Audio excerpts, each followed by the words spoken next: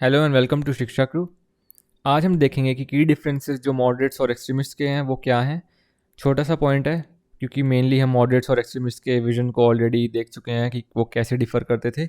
लेकिन ये एक तरीके का सम अप है कि इनकी आइडियोलॉजीज़ में, इनके सोशल बेस में, इनके जो बेसिकली अप्रोच रह चुकी है नेशनलिज्म के टूवर्ड्स उस पर्टिकुलर टाइम में, उनमें क्या डिफरेंसेस थे। तो आज हम वो डिस्कस करेंगे। तो नंबर वन पॉइंट है social base. Zamindars, upper middle class और जो रिच पीपल हैं उनका सोशल बेस था हमारे मॉडरेट्स में। तो moderates basically involve the zamindars, upper middle classes, rich people जो होते थे उस टाइम के हमारे मॉडरेट्स में, वो उस टाइप के लोग होते थे। और जो एक्सट्रीमिस्ट हैं उसमें हमारे मोस्टली एजुकेटेड मिडिल क्लास रहते थे और लोअर मिडिल क्लास रहते थे। तो एक की डिफरेंस यहाँ पे ये आ गया है कि ज़मींदार मॉडरेट्स में हमारे थोड़े अपर लेवल के लोग थे उस ज़माने के, एक्सट्रीमिस्ट में हमारे मिडिल क्लास और लोअर मिडिल क्लासेस थे। लेकिन एक जो सिमिलैरिटी है वो ये है कि ये भी एजुकेटेड थे एंड हमारे एक्सट्रीमिस्ट भी एजुकेटेड थे। तो सेकंड पॉइंट है हमारा आइडियोलॉजिकल इंस्पिरेशन। तो जो आइडियोलॉजीज़ की इंस्पिरेशन जो हमारे मॉडरेट्स ने ली थी वो अपनी एजुकेशन, जो इनकी मोस्टली इंग्लिश एजुकेशन थी। तो एंड ये काफ़ी सारे हमारे जो इसमें लीडर्स थे वो बाहर वगैरह ऑलरेडी पढ़ के भी आ चुके थे, तो ऑब्वियसली वेस्टर्न लिबरल थॉट उनके माइंड में था। और यूरोपियन हिस्ट्री जो है वो उससे इंस्पायर्ड थे, क्योंकि उन्होंने वेस्टर्न पढ़ाई ही करी हुई थी मोस्टली। तो European thinking, European thinkers, philosophers, उनसे उनकी आइडियोलॉजी जो है थोड़ी मिलती जुलती थी। And on the other hand हमारे एक्सट्रीमिस्ट पे अगर हम वापस आते हैं तो आइडियोलॉजिकल इंस्पिरेशन हमारी इंडियन हिस्ट्री से थी, हमारी कल्चरल हेरिटेज से थी, हमारे ट्रेडिशनल हिंदू सिंबल से थी, हमारे रिलीजियस स्क्रिप्चर्स वगैरह से थी। तो ये एक तो की डिफरेंस एक ये है कि आइडियोलॉजिकल डिफरेंसेस थे। नेक्स्ट है हमारा believed in England's providential mission in India. तो हमारे जो मॉडरेट्स थे वो इंग्लैंड के प्रोविडेंशियल मिशन वाली थ्योरी पे बिलीव रखते थे कि जो इंग्लैंड इंडिया में आए हैं वो इंडिया की तरक्की करने आए हैं, इंडिया में अपॉर्चुनिटीज़ देने आए हैं, इंडिया को जो है एक तरीके से डेवलप करने के लिए आए हैं। तो ये जो थ्योरी थी प्रोविडेंशियल मिशन की, हमारे मॉडरेट्स इस पे बिलीव रखते थे। Extremist on the other hand इस थ्योरी को कम्प्लीटली रिजेक्ट करते थे। वो इसे एज एन इल्यूजन की तरह ये कहते थे कि एक भ्रम है लोगों का, जो इस थ्योरी में बिलीव करते हैं वो भ्रमित हैं और ऐसी कोई मिशन नहीं है, ये सिर्फ एक ब्रिटिश के द्वारा फैलाया हुआ भ्रम है। फोर्थ पॉइंट है हमारा मॉडरेट्स में हम वापस आते हैं तो believed political connection with Britain to be in India social, political and cultural interest. तो मॉडरेट्स का मानना था जो पॉलिटिकल कनेक्शन है वो हमें ब्रिटेन के साथ बना के रखने चाहिए हमारे सोशल, पॉलिटिकल और कल्चरल इंटरेस्ट के लिए। On the other hand, the extremists believed that the political connection with the Britain would perpetuate British exploitation of India. तो एक्सट्रीमिस्ट कहते थे कि इन कनेक्शंस का कोई फ़ायदा नहीं है क्योंकि वो सिर्फ एक्सप्लॉइट ही करते इंडिया को, जो वो उस टाइम भी कर रहे थे और आगे भी करते। तो एक डिफरेंस आइडियोलॉजी का ये भी है। फिफ्थ पॉइंट पे हम आते हैं मॉडरेट्स में वापस। तो professed loyalty to the British crown. तो मॉडरेट्स हमारे थोड़े ब्रिटिश के टूवर्ड्स लॉयल रहते थे, क्योंकि आप एक तरीके से ये भी कह सकते हैं वो थोड़े उनसे इंस्पायर्ड थे, because European history, western liberal thought उनके माइंड में था। लेकिन इसका मतलब ये नहीं है कि वो एंटी ब्रिटिश नहीं थे, वो थोड़े उनके टूवर्ड्स लॉयल थे, उनकी आइडियोलॉजीज़ के टूवर्ड्स थोड़े लॉयल थे। And on the other hand the extremist believe कि जो ब्रिटिश क्राउन है वो वर्दी ही नहीं है लॉयल्टी का। तो मॉडरेट्स हमारे लॉयल थे उनसे थोड़े स्केल पे, और एक्सट्रीमिस्ट हमारे ये मानते थे कि वो वर्थ ही नहीं करते हमारी लॉयल्टी को। जो हमारी डिवोशन है, जो हमारा फेथ है इंडियंस का, वो बिल्कुल भी डिज़र्व नहीं करते हैं ब्रिटिश जो है इंडियंस की लॉयल्टी और फेथ को। एक्सट्रीमिस्ट का ऐसा मानना था। तो नेक्स्ट पॉइंट है हमारा मॉडरेट्स का डिफरेंस देखते हैं पहले। Moderates believe that the movement should be limited to middle class intelligentsia, masses not yet ready for participation in political work. तो मॉडरेट्स का एट दैट टाइम ये मानना था कि जो मूवमेंट है, जो नेशनल मूवमेंट का वो फेज़ था उस टाइम का, पर्टिकुलर जो फेज़ था उसमें जो मिडिल क्लास एजुकेटेड लोग हैं, इंटेलिजेंसिया है, जो लोग पढ़े लिखे हैं, जिनको मतलब थोड़ी बहुत नॉलेज है कि पॉलिटिक्स एक्चुअली वर्क कैसे करती है, तो उनकी पार्टिसिपेशन ही जो है इन्वॉल्व रहे, वो ही लीड करें मूवमेंट को बेसिकली। क्योंकि जो मासेस हमारे थे वो रेडी नहीं थे उस टाइम पर, ऐसा हमारे मॉडरेट्स का मानना था। क्योंकि मासेस उस टाइम पे इतने हाईली एजुकेटेड नहीं थे और उनको पॉलिटिक्स की ज़्यादा कोई नॉलेज भी नहीं थी, ना ही वो ब्रिटिश की पॉलिसीज़ को बेसिकली एक तरीके से डेप्थ में नहीं जानते थे। उनके नेगेटिव्स वगैरह तो लोगों को पता चल जाते थे कि भाई ब्रिटिश ऐसा काम कर रहे हैं, उससे हमारे को ये फ़र्क पड़ेगा, लेकिन उसके और जो कॉन्सिक्वेंसेस होते थे वो उनको जान नहीं पाते थे, because of the lack of education और लैक ऑफ एक तरीके से उस टाइम पे फेथ भी नहीं था। ये इंडिपेंडेंस वगैरह के स्ट्रगल में लोगों में ज़्यादा इतनी इन्वॉल्वमेंट नहीं थी जब तक उन्हें एक तरीके से अवेयर नहीं कराया गया इस चीज़ का कि भाई हम स्वराज लेंगे, जो कि हमारे एक्सट्रीमिस्ट ने करा था ये स्टेप जो था। मतलब मासेस को अवेयर भी नहीं करा और मासेस रेडी ही नहीं है। एक तरीके से इनका नेगेटिव ये हम पॉइंट कह सकते हैं कि मॉडरेट्स ने उन्हें अवेयर करने की भी एक कोशिश नहीं करी थी, क्योंकि उनको फेथ नहीं था उस टाइम पे पॉलिटिकल प्रोग्रेस में कि भाई मासेस हमारे एक पॉलिटिकल मूवमेंट के लिए भी रेडी हैं। तो इस चीज़ में उनका फेथ कहीं ना कहीं मिसिंग था कॉमन मासेस के अगेंस्ट हमारे मॉडरेट्स का। वहीं अगर हम एक्सट्रीमिस्ट की बात करते हैं इसी सेम पॉइंट पे, तो वो ये है कि जो हमारे एक्सट्रीमिस्ट हैं उनका इमेंस फेथ था मासेस में। इमेंस इन द सेंस कि वो हाईली मतलब बहुत ज़्यादा फेथ करते थे, उनको बहुत ज़्यादा यकीन था अपने देश के लोगों में, अपने देश के लोगों की पावर में, कि जो हमारे जो कॉमन लोग हैं वो पार्टिसिपेट जब करेंगे और जब सेक्रीफाइसेस करेंगे तो हमारा जो मूवमेंट है ये तो ही नेक्स्ट लेवल पे जाएगा। और ये कहीं ना कहीं हुआ भी। तो हमारे मॉडरेट्स इस पर्टिकुलर पॉइंट है इस पे थोड़े गलत रह गए थे। एक डिफरेंस फिर हमारा जो नेक्स्ट है वो ये है कि demanded constitutional reforms and share for Indians in services.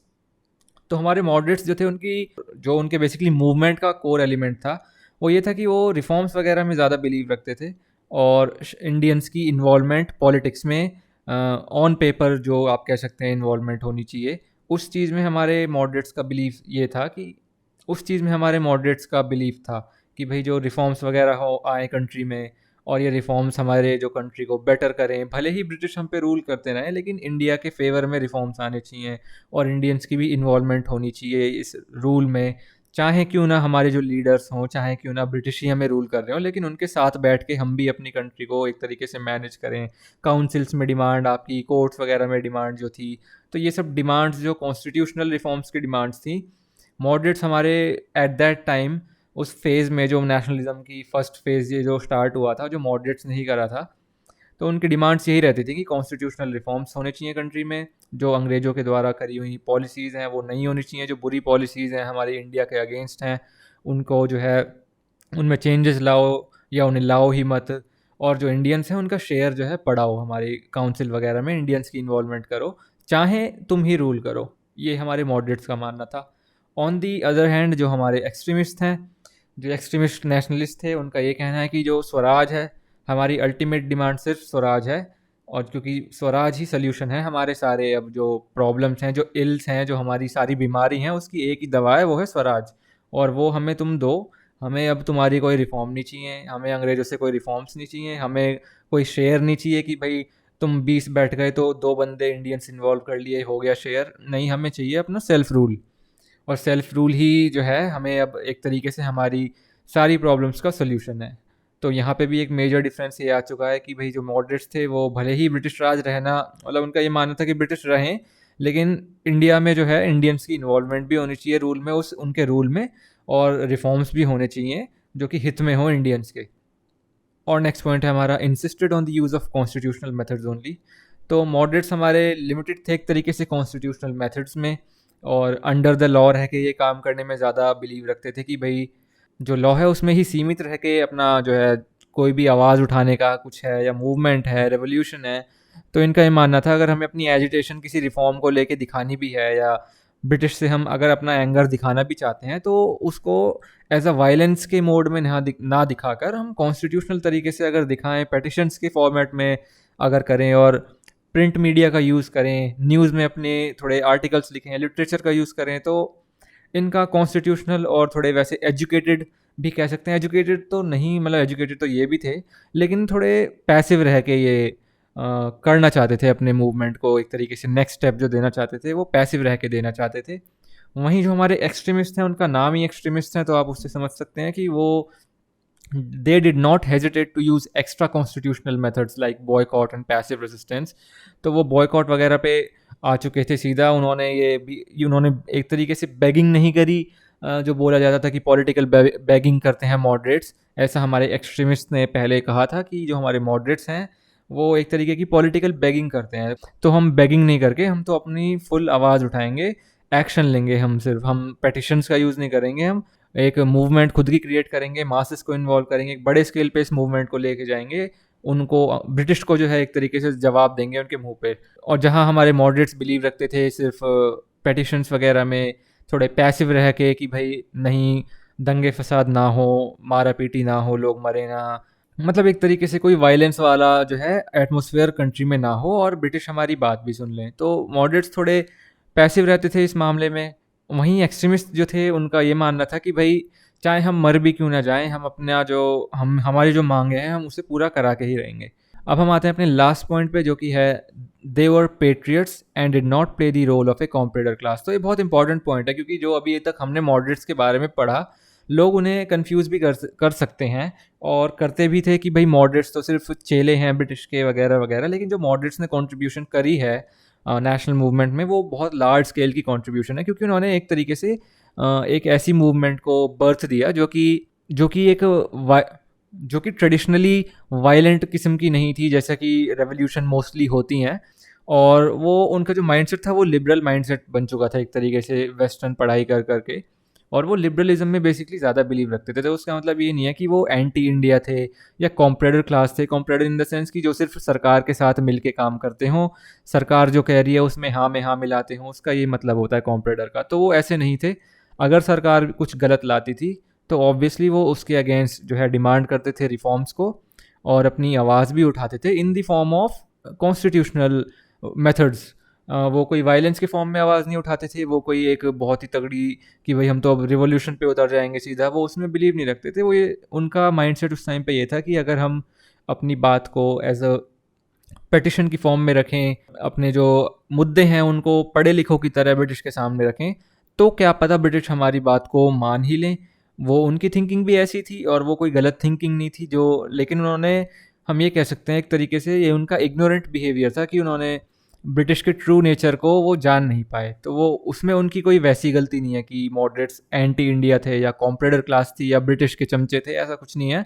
उन्होंने नेशनल मूवमेंट को बर्थ दिया, उन्होंने एक नेशनल लेवल की एक तरीके से पार्टी फॉर्म करी। इंडियन नेशनल कांग्रेस को बर्थ देने वाले मॉडरेट्स ही थे मोस्टली, और they did not play the role of a comprador class. उन्होंने ऐसा कोई रोल निभाया नहीं है। वो भी पेट्रियट्स थे। और एक ये पढ़ तो हम डिफरेंसेस रहे हैं, लेकिन एक सिमिलैरिटी का पॉइंट यहाँ पे ये भी दिखता है कि ये भी पेट्रियट्स थे और ये भी पेट्रियट्स थे। ये भी अपने देश के प्रति समर्पित थे फुल। और हमारे एक्सट्रीमिस्ट भी पूरी तरीके से अपने कंट्री के लिए समर्पित थे, डिवोटेड थे। और एक गोल था लोगों का माइंड में, भले ही दोनों की जो है पॉलिसीज़ अलग हों और इनकी वर्किंग अलग हों, मेथड्स अलग हों, आइडियोलॉजीज अलग हों, एंड गोल लेकिन जो दोनों ग्रुप्स का था, हमारे मॉडरेट्स का भी और प्राइमरी गोल यही था कि जो कंट्री है हमारी वो आगे प्रोग्रेस करे। चाहे मॉडरेट्स का मानना ये था कि भाई ब्रिटिश के साथ रह के करे कोई बात नहीं, प्रोग्रेस करे, लोगों की तरक्की हो। और एक्सट्रीमिस्ट का ये मानना था कि हम अपनी तरक्की खुद करेंगे, हम पॉलिटिकल इंडिपेंडेंस चाहिए हमें फुल, तो हम अपनी तरक्की करेंगे। एंड गोल एक ही था, कंट्री की प्रोग्रेस दोनों ही चाहते थे और ब्रिटिश रूल के अगेंस्ट दोनों ही थे। ऐसा नहीं है कि ये उनकी कोई भी पॉलिसी आ गई और मॉडरेट्स उन्हें मान के बैठ गए। जो भी एंटी इंडिया पॉलिसी होती थी, एंटी इंडियंस खिलाफ कोई इनका स्टेप होता था, तो उसके टूवर्ड्स हमेशा हमारे मॉडरेट्स ने अपनी एजिटेशन दिखाई है। हमारे एक्सट्रीमिस्ट भी सेम ही थे, लेकिन इन्होंने कंट्री के लिए बहुत ही बड़े लेवल के सेक्रीफाइसेस भी करे हैं, इवन अपनी लाइफ के भी सेक्रीफाइस करे हैं। तो इन दी एंड जो बात आती है वो ये आती है कि दोनों ग्रुप ने सेक्रीफाइसेस करे हैं अपनी कंट्री के लिए, दोनों ही पेट्रियट्स थे। भले ही हमने डिफरेंसेस अभी पढ़े, लेकिन हमने जो एंड पॉइंट है वो सिमिलैरिटी पे आके रुकता है। और वो सिमिलैरिटी ये थी कि ये पेट्रियट्स थे, ये भी पेट्रियट्स थे। दोनों ही अपनी इंडिया का हित चाहते थे, अपने इंडियंस की भलाई चाहते थे, अपने इंडियंस की अच्छाई चाहते थे। भले ही क्यों ना दोनों के जो वर्किंग मेथड्स हैं उस एंड गोल को पाने के अलग क्यों ना रहे हों। तो ये जो हमारे डिफरेंसेस थे ये आज हमने कवर करे। काफ़ी इंटरेस्टिंग टॉपिक था। दोनों ग्रुप्स को हमने कवर करा कि मॉडरेट्स एंड एक्सट्रीमिस्ट जो हमारे थे वो कैसे सिमिलर भी थे एक तरीके से, और उनमें डिफरेंसेस क्या क्या थे। मोटे मोटे डिफरेंस तो उनकी आइडियोलॉजीज़ और उनकी वर्किंग मेथड्स के थे, एंड गोल में कोई डिफरेंस नहीं था। एंड हम अपनी नेक्स्ट वीडियोज़ में नेशनल मूवमेंट को और डिटेल में देखेंगे कि हमारी नेशनल मूवमेंट कहाँ पे पहुँची, क्या हुआ उसका, हमें आज़ादी इन दी एंड कैसे मिली। So thank you for watching this video and take care.